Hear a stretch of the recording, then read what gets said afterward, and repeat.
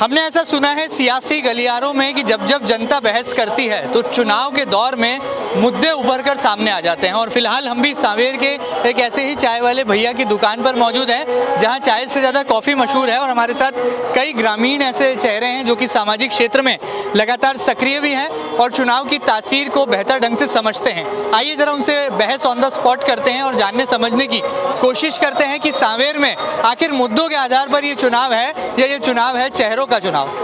सबसे पहले आप सब लोग चाय पी रहे हैं और मैं चुनावी सवाल आपसे पूछना चाहूँगा।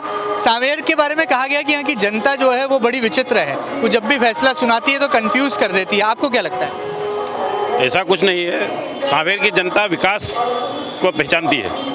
जो व्यक्ति विकास करेगा उसी के साथ सांवेर की जनता जाएगी। एक बार अगर कोई व्यक्ति कोई भी कैंडिडेट यहाँ आया और उसने विकास हमारा सांवेर का नहीं किया तो दोबारा वह जीत नहीं पाएगा। तो इस तरह से सांवेर की जनता ऐसी नहीं है कि वो हर बार कैंडिडेट बदलती है, ऐसा नहीं है। वो विकास को जानती है, विकास को पहचानती है। जो व्यक्ति विकास से करेगा उसी के साथ ये जनता सांवेर की जाएगी। विकास के साथ सांवेर की जनता जाएगी। आपको क्या लगता है? सांवेर के बारे में कई तरह की कहानियां हैं कि सांवेर की जनता जब फैसला सुनाती है तो बड़ा धीरे से सुनाती है। क्या वाकई में ऐसा कुछ है क्या? हम तो देपालपुर से आए हैं और यहाँ के हमको प्रभार दिया है, पर यहाँ का पर क्या लगता है सांवेर की जनता के बारे में क्या? सांवेर की जनता जो है ना बहुत जागरूक है, बहुत समझदार है। जिधर शिवराज जी की और सिंधिया जी महाराज की जोड़ी चल रही है और जो उम्मीदवार है उसी के साथ जनता जाएगी।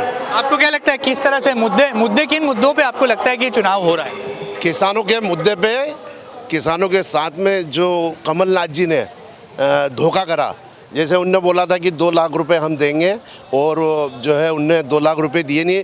किसानों को उनने नकली प्रमाण पत्र सोसाइटियों से दिला दिए, उनमें किसानों के साथ धोखा हुआ। सोसाइटी में जब किसान गया कि भैया हमारा फिर से नया फाइनेंस करो, फाइनेंस करवाने गया किसान, तो सोसाइटी के कर्मचारियों ने बोला कि आपका पैसा तो जमा हुआ ही नहीं है। तो बोले नहीं ऐसे कैसे, हमारे पास प्रमाण पत्र है। बोले प्रमाण पत्र आपका नकली है। तो उस हिसाब से कांग्रेस की सरकार ने जो है किसानों के साथ धोखा करा, गरीबों के साथ धोखा करा और इसीलिए फिर से शिवराज सिंह जी की सरकार लोगों के लिए अति महत्वपूर्ण है। लेकिन कांग्रेस तो कह रही कि गद्दारी करी, जो 22 विधायक गए भाजपा में उन्होंने तो गद्दारी करी, वो बिकाऊ है। नहीं, कोई बिकाऊ नहीं है। किसी ने नहीं देखा कि कोई बिकाऊ। किसान के मुद्दे पर माननीय ज्योतिराज सिंधिया जी किसान के मुद्दे पर जो है कमलनाथ जी से चर्चा करी कि भैया अपन ने वादा करा था, वचन पत्र दिया था, उसमें आपने 2 लाख रुपए का बोला था किसानों को कि माफ करेंगे, तो आप कब करोगे? तो कमलनाथ जी ने ये बोला कि कोई माफ आप नहीं हो रहा।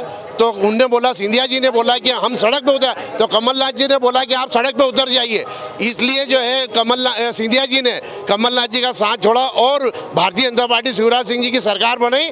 आज 2400 करोड़ की नर्मदा मैया जो है सांवेर विधानसभा के हर गांव में आ रही है और जो है 1800 कमलनाथ जी की सरकार में 1840 का जो गेहूं था समर्थन मूल्य, वो उनने सिंधिया जी और शिवराज सिंह जी ने बढ़ा के 1925 रुपये करा और उसके बाद में बोनस और अभी किसानों के खाते में बीमा दिया है और किसान इससे खुश है।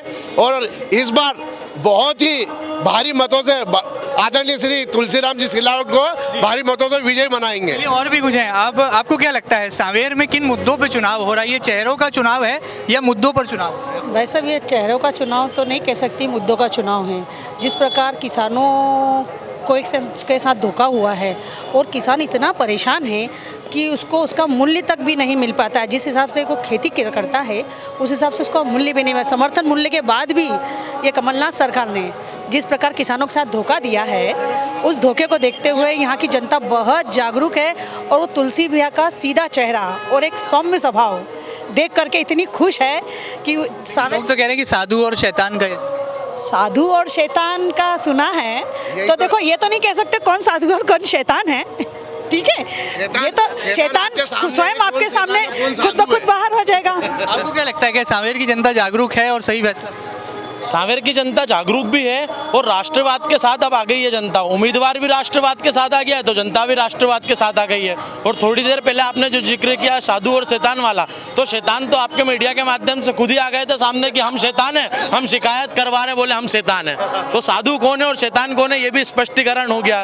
और जहाँ मुद्दों की बात है तो तुलसी भाई जब चुनाव लड़े थे, जब पूर्व में हारे थे, जब भी यहाँ पर सक्रिय थे और अपनी सक्रियता के बल पे पिछले चुनाव में फिर वो जीते और अभी भी वो सक्रिय और राष्ट्रवाद वाली पार्टी के साथ, देश की इतनी बड़ी पार्टी के साथ वो आए, तो स्वाभाविक बात है कि आप रिकॉर्ड मतों से विजय होना है। ये जनता जनार्दन है, बहरहाल यहाँ पर इन पर राजनीतिक रंग भी चढ़ा है और चाय की चुस्कियों के साथ सियासत और चुनाव की बातें हो रही हैं। देखना बहुत लाजमी होगा कि सांवेर की जनता जो कि हमेशा एक ऐसा फैसला सुनाती है जो कि हिला देने वाला होता है, क्या इस बार भी ये जो उपचुनाव हैं कुछ ऐसी ही तस्वीर उकेरते हैं या फिर शिव ज्योति एक्सप्रेस की रफ्तार के साथ जाते हैं या दिग्विजय कमलनाथ की जोड़ी पर मोहर लगाते हैं। सांवेर के इस चौक से फिलहाल वीडियो जर्नलिस्ट अरुण यादव के साथ Mahendra Singh, MP news, Sanwer.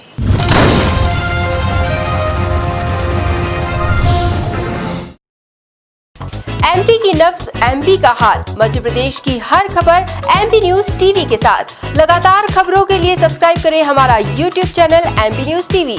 Latest updates के लिए बेल आइकन दबाना जरा भी न भूलें।